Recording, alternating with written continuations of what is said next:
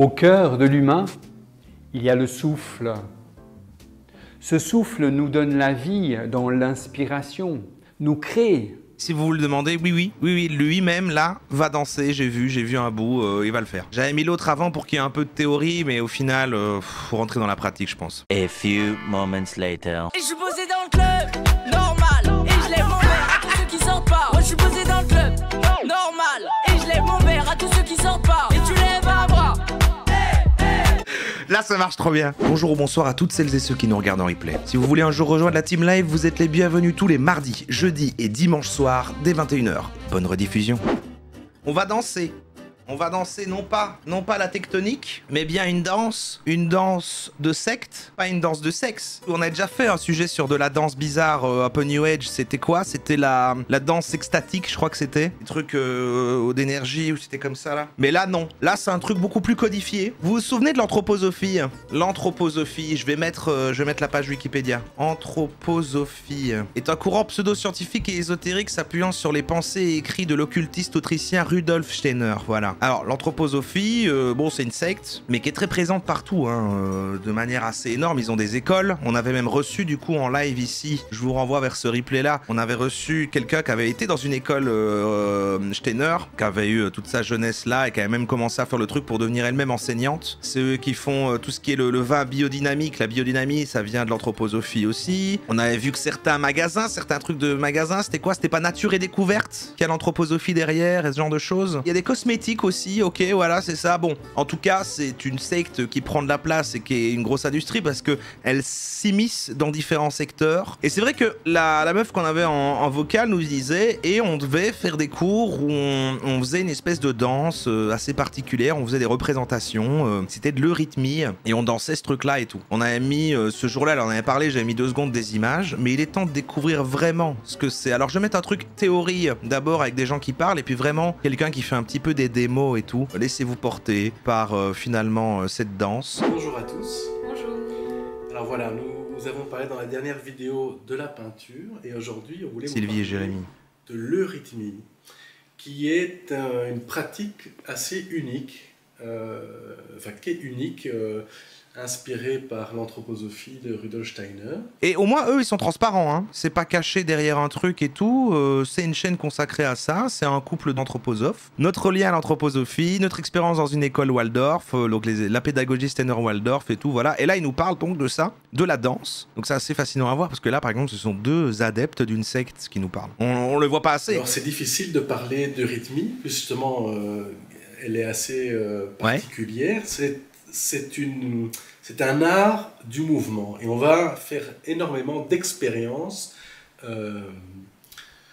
intérieures et extérieures avec ces mouvements de rythmie où on va essayer de rendre visible par une gestuelle 2 choses qui vivent en nous, dans les différentes couches de notre être. Alors par exemple en eurythmie, on va pouvoir faire des gestes qui rencontrent certaines atmosphères, certaines couleurs, la densité du noir, la légèreté du blanc, du jaune. Et avec ta couleur, on s'intéresse aux planètes, aux zodiaques, et il y a aussi dans l'eurythmie ces aspects-là cosmiques qu'on peut rendre dans certains gestes, dans certaines harmonies. On dirait qu'elle découvre. Qu'on peut rendre visible. Qu'on peut rendre visible. Ouais. Oui, l'eurythmie, c'est très difficile à décrire dans le sens où c'est si même vous arrivez à la pas. frontière de plein d'arts, parce que ça, non seulement on peut l'utiliser comme dans une pratique thérapeutique, mais aussi artistique et aussi sociale. Donc, c'est-à-dire qu'on peut vraiment l'utiliser dans les écoles Steiner pour les enfants, pour qu'ils prennent conscience de l'espace, du temps, des formes, des lignes droites, des courbes, du rythme, des cycles. Il y a plein de choses à faire en cercle et en groupe. Et puis il y a l'eurythmie, comme je disais, plus thérapeutique, accompagnée, où certains gestes vont travailler sur certains organes ou sur certains corps en particulier. Et artistique, c'est-à-dire on peut monter sur scène, il y a des troupes d'eurythmie. C'est ça, moi je croyais que c'était juste ça. Là, on peut vraiment... Dans la création. Dans la création, ouais, et aussi c'est un art, quoi. visible un son un texte, une poésie, ou le faire sur la musique. C'est très large, c'est un art qui peut vraiment être utilisé dans plein d'endroits différents, mais ce qui est puissant, en tout cas pour moi, dans le rythmie, c'est vraiment, parce que j'ai quand même envie de préciser que je suis danseuse, donc je danse depuis que j'ai 6 ans. Ouais. Et ce que j'ai trouvé dans le rythmie que je n'ai pas trouvé dans la danse, c'est vraiment cette conscience du mouvement en connexion avec le cosmos et d'avoir vraiment je pense qu'elle est belge, ouais. Un but précis d'exprimer quelque chose, et de la manière dont c'est enseigné. Donc chaque son a son geste, chaque planète a son geste. C'est au-delà d'un mouvement esthétique pur comme on peut chercher dans la danse, mais vraiment dans le but de transparaître, de rendre visible des choses qui nous sont invisibles. Oui, une note, un son, enfin tout ce qui est à l'oreille, on a l'impression, ben voilà, c'est pas visible, ça s'écoute. Ben non, dans le rythme, on va... Je comprends rien. On peut voir une démo ? L'exercice de l'eurythmie, je pense la parole expliquée et démontrée par Jean-Luc Berthoud. Il arrive. Qui a compris quelque chose ? Au cœur de l'humain, il y a le souffle. Ce souffle nous donne la vie dans l'inspiration, nous crée. Si vous vous le demandez, oui, lui-même, là, va danser, j'ai vu un bout, il va le faire. J'avais mis l'autre avant pour qu'il y ait un peu de théorie, mais au final, faut rentrer dans la pratique, je pense. La parole est une forme de sculpture du souffle. Déjà, il parle par la pensée, et en même c'est temps, complètement fou. Une forme de résonance. Des mots sculpture et résonance. J'aime créer le mot sculptance. Oh, il a écrit F comme on faisait en primaire là. En gros, elle dit que le rythmie, en gros, c'est un genre de truc artistique un peu bizarre où des gens bougent lentement avec des gestes qui veulent dire des sons et des lettres. Enfin, je crois. C'est censé être expressif ou spirituel ou un truc comme ça, mais bon, c'est surtout des mouvements lents avec des robes qui flottent et de la musique étrange. Voilà, comme danser, mais pas vraiment. C'est un rapport avec Steiner, un gars qui aimait inventer des choses bizarres. C'est bien résumé, hein. Je crois qu'en effet, c'est représenter des sons avec une position du corps. Soit que c'est ça. Et cette danse du souffle crée une multitude d'émotions, d'idées, d'actions, et ceci dans l'ensemble de toute activité humaine. Il va faire des excuses aussi. Hein. Le rôle de la parole est réellement humain. J'avoue, c'est fou des petites lunettes comme ça. Tu dois tellement voir le bord des lunettes, tu dois tellement avoir un cadre noir autour de tes yeux. Le minéral, certes, a un son d'une grande sagesse. Le végétal, l'animal également. L'humain, lui, est entièrement libre dans son son, qu'il soit musical ou parlé. C'est bientôt qu'il danse. Il peut exprimer de grandes sagesses, mais aussi la laideur et la désolation. Oui. C'est vraiment une très grande force de création. C'est une forme d'art, hein, donc critiquons pas, c'est comme la poésie l'autre jour. Hein. D'ailleurs, dans beaucoup de textes sacrés, de différentes cultures à travers le monde entier, on retrouve le son créateur, la parole des dieux qui créent le monde, le verbe des origines. Mais je crois qu'il est vraiment censé donner une information, là, c'est fou que c'est dur, hein, c'est peut-être juste moi. Après les gars, moi j'ai un cerveau, vous savez, mon cerveau il fonctionne pas pareil, tu vois, je suis spécial aussi. L'art de l'eurythmie va étudier le monde de la vie, on peut aussi dire de l'énergétique. C'est un art, il va étudier, donc on est vraiment, c'est très large, le monde de la vie, ok. De l'éthérique, ceci par l'observation des mouvements éthérique, on a appris ce que c'était, c'est une des couches, des 7 couches qu'on a autour du corps, ok, l'énergie, on connaît. Alors anthroposophie, je sais plus très bien, ouais, il n'y a pas de dieu et tout, je crois que c'est plus, il y avait vraiment les gourous, enfin ceux qui ont lancé le truc, quoi, c'est plus, c'est comme ceux qui aimaient Elon Musk. On peut dire de 2 triptyques. Ah. Le premier triptyque, je pense la parole, je parle, j'ai parlé. D'accord. Le deuxième triptyque, je me cherche dans l'esprit, je me sens en moi-même, je suis sur le chemin de l'esprit vers moi-même. Et là, il a représenté la phrase qui sont le mantra de Marie et Rudolf Steiner en geste. T-pose. Hop. On écarte les jambes. Oh, waouh. Est-ce qu'on peut pas mettre une musique là-dessus? Ah, qu'est-ce qui serait marrant comme musique à mettre pendant qu'il fait ça?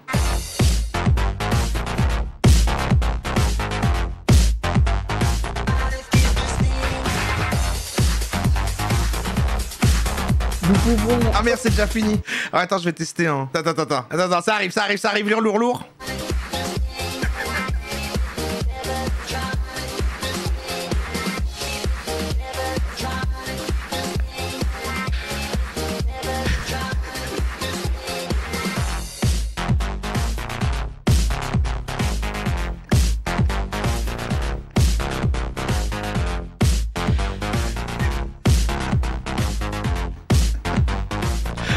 Bref, non mais un peu de sérieux, on apprend le rythmie, s'il vous plaît, quoi. Dans le deuxième triptyque, nous pouvons observer une activité tournée vers soi-même, vers une élévation.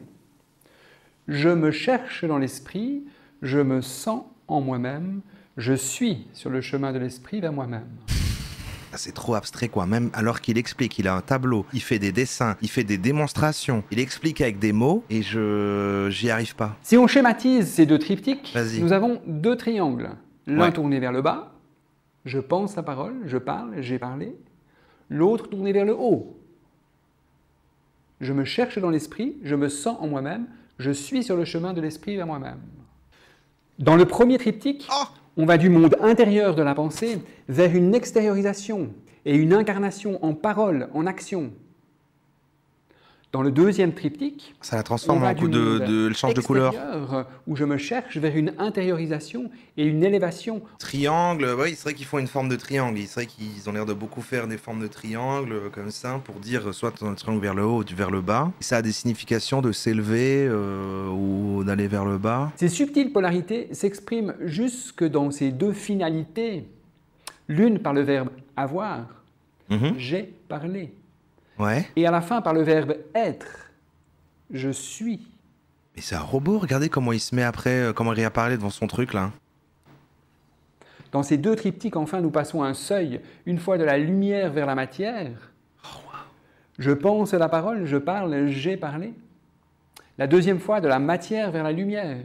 Ok, il y a une notion d'opposition, c'est très clair. Il y a deux triangles différents, ça descend, ça monte. En fait, c'est des notions de... On se donne, on avance vers la matière et tout ça, et après, ça nous renvoie et tout comme ça. Il y a une communication avec quelque chose, il y a des allers-retours. Je suis sur le chemin de l'esprit vers moi-même. Cette méditation est accompagnée de positions corporelles. C'est vrai, eurythmique, ça a à voir avec l'eurythmie, c'est des anthroposophes en fait. Ce sont 6 figures qui se placent sur le plan frontal.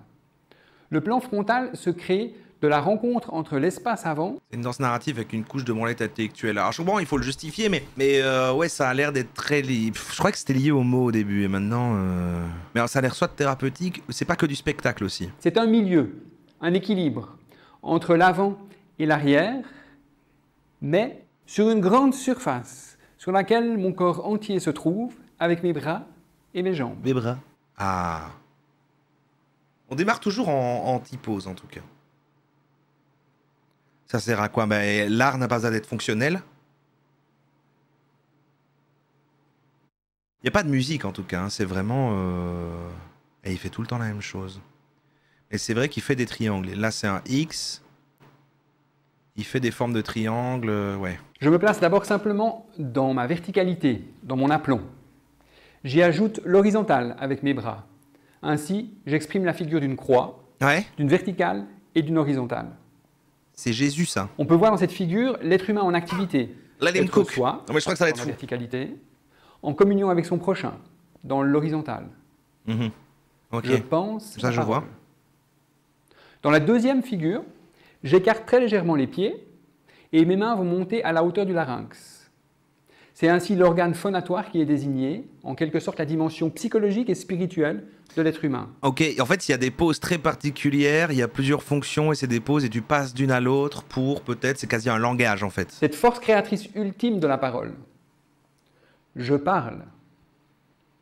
Enfin, dans la troisième figure, mes mains descendent jusqu'au niveau du cœur et mes jambes s'ouvrent assez pour former un polygone régulier, le pentagone. C'est notre meilleure possibilité d'exprimer le cercle sur ce plan frontal. Ok. Et ainsi d'exprimer le principe de la rondeur, de la féminité. Ah. J'ai parlé. Attends, c'est la rondeur, donc c'est la féminité, c'est-à-dire que j'ai parlé. Je me place d'abord simplement dans ma verticalité, dans mon aplomb. Ouais. J'y ajoute l'horizontale avec mes bras. Ainsi, j'exprime la figure d'une croix, d'une verticale et d'une horizontale. Ouais. On peut voir dans cette figure l'être humain en activité, être soi, dans la verticalité, en communion avec son prochain, dans l'horizontale. Je pense la parole. Ouais. Dans la deuxième figure, j'écarte les pieds et mes mains vont monter à la hauteur du larynx. Ah ouais. C'est ainsi l'organe phonatoire qui est désigné, en quelque sorte la dimension psychologique et spirituelle de l'être humain, qui est mise en valeur. Cette force créatrice ultime de la parole. Je parle. Enfin, dans la troisième figure, c'est le Pentagone. Les mains descendent jusqu'au niveau du cœur. C'est le Pentagone. Et t'écartes les jambes. Et les jambes s'ouvrent pour former un polygone. Et là, c'est la rondeur. Oula, c'est Satan, ça! C'est notre meilleure possibilité d'exprimer le cercle sur ce plan frontal. Ah, il répète la même chose, en fait, pour qu'on comprenne. Il redit vraiment tout pareil, en fait. Et peut-être il fait ça depuis le début, j'ai eu à peine de le remarquer, c'est fou. Pour le deuxième triptyque, nous allons en fait exactement dans les formes polaires ou contraires qui vont s'emboîter l'une dans l'autre. Je suis désolé, oh non, je veux tout voir. Ou plus précisément, comme le négatif d'une image sur son positif. Dans la première figure du deuxième triptyque, nous allons ressentir deux diagonales formant une croix en X, comme une ouverture dans toutes les directions. Ah, et donc là, il met le bleu parce que c'est toute une autre intention, en fait. Ces trois positions qui, mises les unes après les autres, veulent dire quelque chose. Et par contre, on est sur une totale autre attention, donc il change de couleur. Ce sont nos propres dimensions corporelles, dans notre corps d'action. C'est notre dimension physique. Je me sens. Ça, je vous perds pas trop là. Enfin, dans la troisième figure, nous plaçons nos bras et nos jambes dans deux verticalités. Oui, je me souviens, c'est à Gotham, oui. La capitale de l'anthroposophie internationale, c'est le Goatenum, regarde le bâtiment est bien cossu. Oui, on avait regardé, c'est vrai que le bâtiment de l'anthroposophie, c'est fou. Très particulier comme bâtiment. Bah, ils ont leur petit univers, hein. Ça, on pourra pas le retirer. Regardez par exemple celui-là aussi. On dirait deux grosses gougouttes. Ou des couilles. À l'intérieur, ça donne un peu envie d'y être, hein. Mais arrêtons, allez, je vois que vous essayez de me détourner de ce qui est important. Nous exprimons ainsi le principe de la droite, du masculin. Je suis sur le chemin. D'accord, donc rouge avant c'était les gonzesses, maintenant tout ce qui est droit, bien carré, bien to the point, ça c'est le masculin. Hey, je vais danser ta fiancée. Hey, t'as plus le temps de pioncer. Là ça marche trop bien. Numéro 1, on le sait. Non, parle pas, chica, danse avec moi. S'il te plaît, regarde-moi. Je reste avec toi ce soir. Et je suis posé dans le club, normal. Et je lève mon verre à tous ceux qui sortent pas. Moi je suis posé dans le club, normal. Et je lève mon verre à tous ceux qui sortent pas. Et tu lèves un bras. Ouais, ça marche peut-être aussi sur les trucs peut-être plus doux. Et moi je ne suis pas woke, pas woke. Je suis un Français non manipulé. Je ne suis pas woke, pas woke. J'aime la beauté des femmes et des hommes sexués. Toute notre histoire les rend amers. Ils nous remplacent par ceux qui viennent par la mer. Ah ben on n'aura rien compris à leur rythme, mais au moins on aura un peu rigolé parce qu'ils dansent quoi, mais...